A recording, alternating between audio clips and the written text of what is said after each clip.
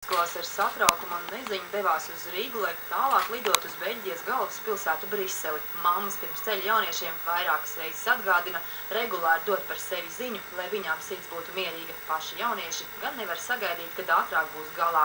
Es domāju, ka viss būs labi un forši, un es gribētu lidot. Un uz citu pilsētu, uz citu valsti, un patikt tā. Rīgas lidostā Reizeknes skolēni satiek savus ceļabiedrus. 11 skolēnus no Krāslavas novada Izvaldes pamatskolas. Viņi, lai nokļūtu laicīgi uz Rīgu, cēlušies jau 6, taču nogurums nav redzams pat vakarā gaidot lidmašīnu. Ļoti gribējās braukt. Nu, ja godīgi ļoti. Kāpēc? Nu, tā kā būs pirmā reize, un uz ārvalstīm. Redzēt, kā tur ir, kādas sekas, kādi cilvēki. Priekš lauku bērniem tas ir ļoti nozīmīgi, jo visiem šodien bērniem, un arī man, tas ir pirmais lidojums, tā ir pirmā pieredze, un tas ir ļoti jauki, ka arī lauku bērni var ieraudzīt to, ko īstenībā daži tikai var sapņot. Skolotājs par iespēju braukt uz Briseli uzzinājušas 3 mēnešus iepriekš. Pirms ceļa jaunieši papildus mācījušies angļu valodu, vēsturi un ģeogrāfiju, lai aizbraucot uz Beļģiju būtu labākas zināšanas par valsti un Eiropas Savienību. Tā ir atbildība gan par saviem bērniem, skolēniem, gan arī par savu valsti, gan par savu vietu, dzimto ciematu, izvaltu, jo gribas, lai vienmēr viss būtu labi, lai nebūtu kauts. Tu zini par Eiropas Savienību šobrīd jau?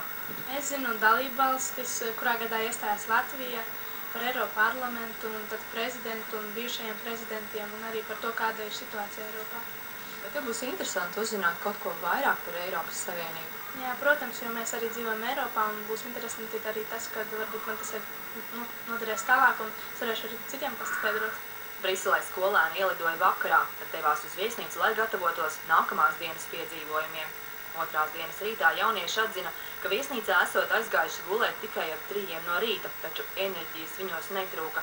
Viss apkārt jauns un nezināms, dažādas spēles un zināšanu pārbaude, kā arī komunikācija un sadarbība ar Kipras jauniešiem.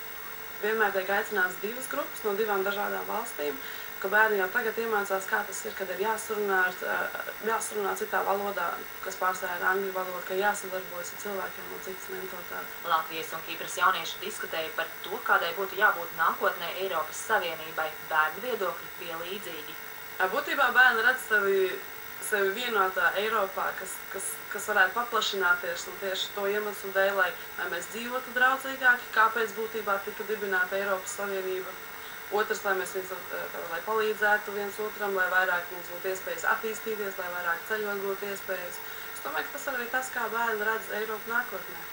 Eiropas komisijas pārstāvi šo projektu Eiropas Savienības fabrika jauniešiem organizēja kā izmēģinājumu. 2 mēnešu laikā tiks vērtēts, cik noderīgs tas bijis. Kāda ir tava iespēja pēc šī brauciena? Man ļoti patika, ļoti viss ir skaisti, ļoti skaista pilsētā, un brauciens bija vienkārši fantastisks. Es vienmēr gribēju braukt uz Briseli, jo tā ir Eiropas Savienības centrs, un tas, es vienmēr gribēju to ieraudzīt. Tā ir skolēņiem liela pieredze, ka viņi var attīstīt valodas prasmes, gan latviešu, gan angļu valodā, jo viņi dzird visādas valodas un spēles veidā vairāk uzzināt par Eiropas Savienību visiem jautājumiem. Es jautāju, piemēram, saviem skolēņiem, viņi pateica, ka viņiem ļoti patika, un viņi daudz ko uzzināja, un to tā nejauša spēles veidā to izdarīja. Tātad jābrauc, jāpiedalās tādās projektos, un jābūt aktīviem. Arī Kipras jaunieši atzina, ka viņiem šis brauciens bija vērtīgs, esot ko vairāk uzzinājuši arī par Latviju. Pēc nodarbībām jaunieši rakstīja savus ieteikumus, ko viņi vēlētos mainīt Eiropas Savienībā. Iespējams, jauniešu domas tiks ņemtas vērā un tās ietekmēs Eiropas nākotni.